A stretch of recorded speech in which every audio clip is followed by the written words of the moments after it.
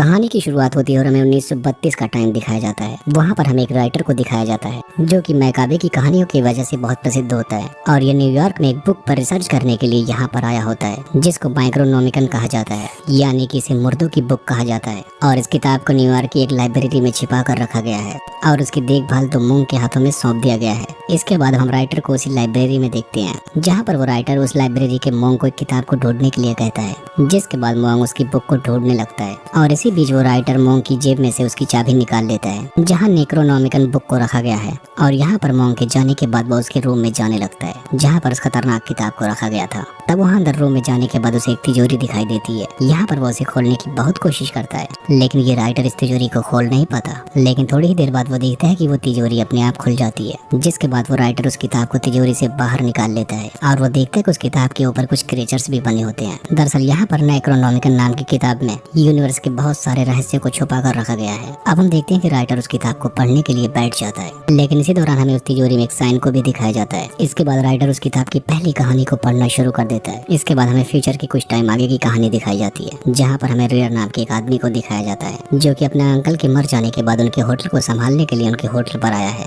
और इसके साथ में एक लॉयर भी होती है। इसके बाद रेयर होटल के एक रूम में जाता है और वहाँ पहुँचने के बाद उसे एक तस्वीर दिखाई देती है और यहाँ पर वो लॉयर उन्हें बताती है कि यह तस्वीर तुम्हारे अंकल की वाइफ की है जिसकी एक शिप के डूब जाने की वजह से उसके और उसके बेटे की भी मौत हो गई थी और ये बात तुम्हारे अंकल भी सह नहीं पाए, जिसके बाद वो इस होटल की बालकनी से कूदकर अपनी जान दे दी। और ऐसा सुनने के बाद रेयर को बहुत दुख होता है, जिसके बाद वो भी अपनी वाइफ को याद करने लगता है क्योंकि उसकी वाइफ की भी एक कार एक्सीडेंट में मौत हो गई थी। इसके बाद हम देखते हैं कि वो लॉयर रेयर को एक लिफाफा देकर जाती है जिसको उसके अंकल ने मरने के बाद उसे देने को कहा था। यहाँ पर हम देखते हैं कि रेयर अब उस लिफाफे को खोलकर पढ़ने लगता है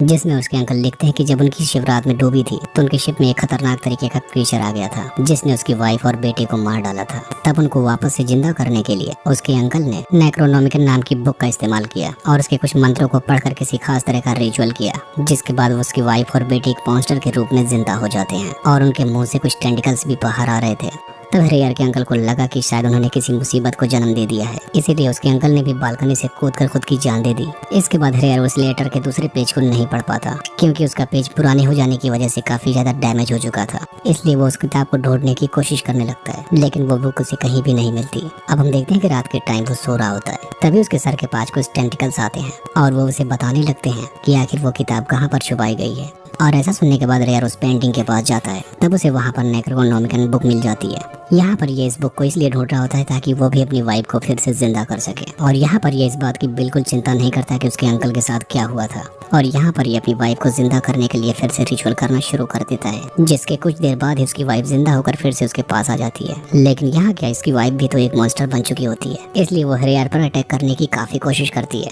लेकिन रेयर उसके ऊपर एक तलवार से अटैक कर देता है और यहाँ पर वो अपनी जान बचा लेता है। और ऐसा देखने के बाद उसकी वाइफ गुस्से में आ जाती है, जिसके बाद वो एक बहुत ही भयानक मॉन्स्टर में बदल जाती है और अब रेयर को मारने की काफी कोशिश करती है। तभी रेयर उस पर झूमर गिरा देता है जिसकी वजह से वो मॉन्स्टर घायल हो जाती है और रेयर किसी भी तरीके से होटल के शीशे को तोड़कर वहां से बाहर निकल आता है। यहाँ पर रेयर को पता चलता है कि वो मॉन्स्टर सूरज की रोशनी से बहुत डरता है, इसीलिए वो सूरज की रोशनी में किसी पर अटैक नहीं कर सकते। अब इसके बाद हमें ये कहानी फिर वहीं पर लेकर जाती है जहाँ पर एक राइटर इस बुक को पढ़ रहा होता है और यहाँ पर उसने इस बुक का पहला चैप्टर पढ़ लिया था और अब वो दूसरे पार्ट को पढ़ना शुरू करने वाला था। तभी उसके हाथ से लाइब्रेरी की चाबी उसके नीचे वाली गुफा में गिर जाती है, लेकिन यहाँ पर राइटर उसकी बिल्कुल भी चिंता नहीं करता और यहाँ इस बुक के दूसरे पार्ट को पढ़ने लगता है जिसकी कहानी बॉस्टन सिटी से शुरू होती है। और यहाँ पर हमें एक रिपोर्टर को दिखाया जाता है जो कि किसी मर्डर केस की इन्वेस्टिगेशन करने के लिए कहीं पर आ गया होता है और वहाँ पहुँचने के बाद उसे एक लेडी मिलती है। यहाँ पर वो उसे बताता है कि वो एक इन्वेस्टिगेटर है और यहाँ पर वो इस अपार्टमेंट में हो रही मौतों की जानकारी के लिए यहाँ पर आया है। जिसके बाद वो अपार्टमेंट के अंदर आने के बाद देखता है कि अपार्टमेंट के अंदर तो बहुत ज्यादा ठंड है, जिसके बारे में वो उस लेडी से पूछने लगता है। जहाँ पर वो लेडी बताती है कि उसे किसी खास तरह की बीमारी है और वो धूप बर्दाश्त नहीं कर सकती, इसलिए वो अपने अपार्टमेंट को हमेशा ठंडा रखती है।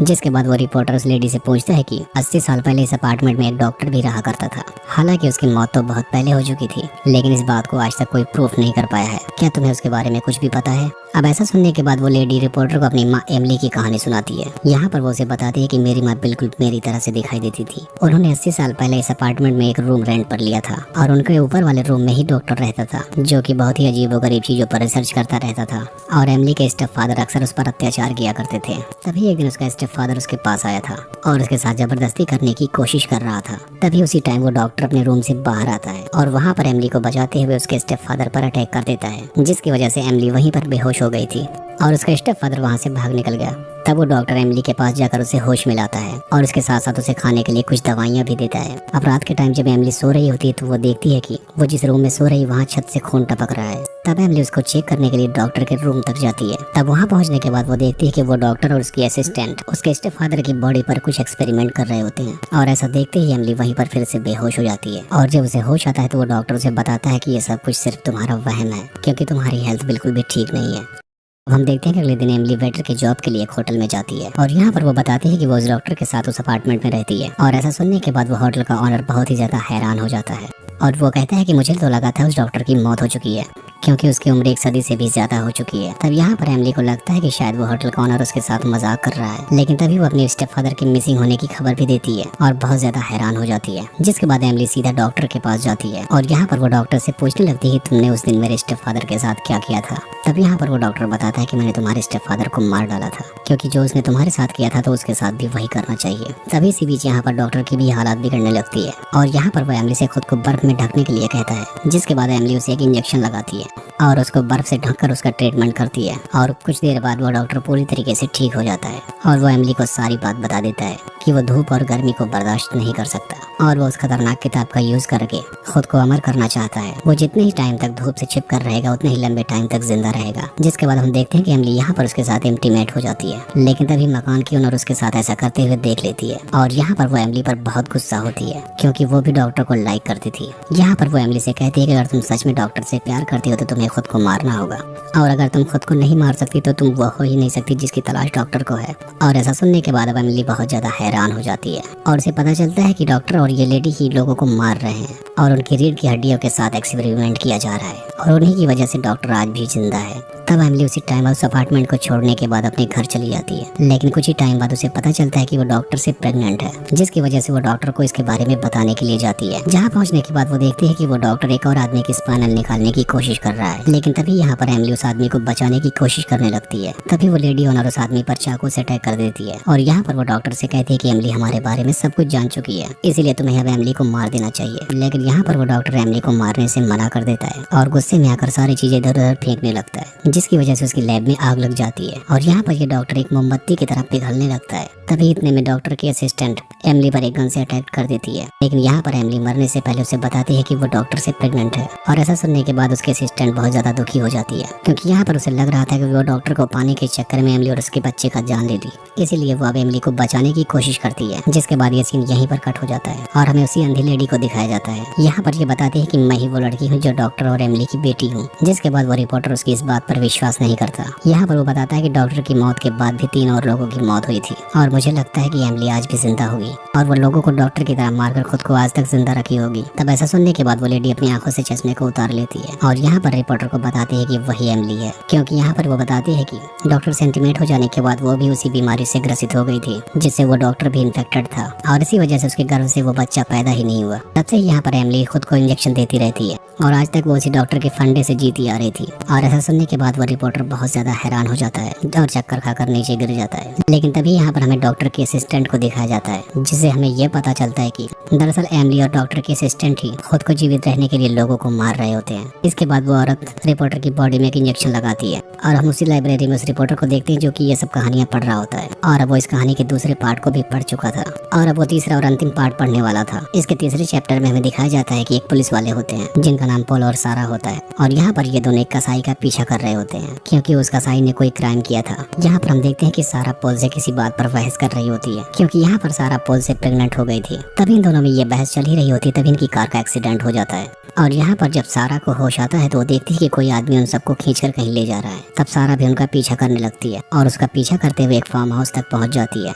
तभी वहाँ पर उसे एक आदमी मिलता है जो कि उसे उस फार्म हाउस का ऑनर बताता है और यहाँ पर वो सारा से ये भी कहता है कि जरूर ये काम उसी कसाई ने किया होगा। तब वो सारा से कहता है कि वो उस कसाई को पकड़ने में उसकी मदद करेगा, इसीलिए सारा उस कसाई को पकड़ने के लिए उसके साथ जाने लगती है। तब फार्म हाउस का ऑनर सारा को अपनी वाइफ से मिलवाता है जो कि अंधी होती है। इसके बाद वो सारा को एक गुफा में लेकर जाता है। तभी अचानक से उस ऑनर की वाइफ सारा पर आग से अटैक कर देती है, जिसके बाद सारा खुद को एक रहस्यमयी गड्ढे में पाती है। यहाँ पर वो पॉल को भी देखती है जिसकी बॉडी पूरी तरीके से अंदर से खोखली हो चुकी थी, जैसे कि उसकी बॉडी के सारे ऑर्गन्स को किसी ने खा लिया। यहाँ पर सारा कुछ मॉन्स्टर को भी देखती है जो कि सारा पर अटैक करने की कोशिश करने लगते हैं। इसके बाद फार्म हाउस का ओनर और उसकी वाइफ सारा के पास आते हैं और यहाँ पर वो उसे बताते हैं कि वो दोनों ही वो कसाई है जिनका वो पीछा कर रहे थे और वो कई सालों से लोगों को मार रहे हैं और उनकी बॉडी के सारे ऑर्गन्स को निकाल लेते हैं और उसे निकाल कर वो उन मॉन्स्टर्स को खिलाते हैं और ऐसा करने से वो काफी लंबे समय तक जिंदा रहेंगे। इसके बाद अब वो सारा के ऑर्गन्स को काटने लगते हैं, जिसके बाद सारा अचानक से एक हॉस्पिटल में पहुंच जाती है जहां पर ये दोनों हस्बैंड वाइफ एक डॉक्टर के रूप में होते हैं और पॉल की बॉडी से उसकी गर्दन को अलग कर रहे होते हैं। इसके बाद ये फिर उसी जगह पर आ जाती है जहाँ पर ये पहले थी और यहाँ पर ये दोनों मिलकर उसके बच्चे को उसके पेट से निकाल कर उस मॉन्स्टर को खिला देते हैं, जिसके बाद अब मॉन्स्टर सारा की बॉडी के अंदर घुस जाता है और उसके ऑर्गन्स को खाने लगता है। अब इसके बाद हम फिर से उसी राइटर को देखते हैं जिसने इस किताब के 3 चैप्टर को कंप्लीट कर लिया था। तभी उस लाइब्रेरी का मॉन्क राइटर के पास आता है और यहाँ उस पर बहुत ज्यादा गुस्सा होने लगता है क्योंकि उस राइटर ने बिना उसकी परमिशन के उस किताब को पढ़ा और अब उससे उस लाइब्रेरी की चाबियां भी खो चुकी हैं। लेकिन तभी इतने में लाइब्रेरी के नीचे से एक बड़ा सा मॉन्स्टर निकल कर राइटर पर अटैक करने लगता है, लेकिन तभी राइटर एक तलवार से उस पर अटैक कर देता है। लेकिन तभी हम देखते हैं कि उस लाइब्रेरी का मॉन्क भी एक मॉन्स्टर में बदल जाता है और वो भी राइटर पर अटैक करने लगता है। लेकिन यहाँ पर राइटर कैसे भी करके उस मॉन्स्टर के जबड़े को चीर देता है, जिसकी वजह से इस मॉन्स्टर की भी यहीं पर मौत हो जाती है और इसी को दिखाते हुए इस मूवी का यहीं पर एंड हो जाता है।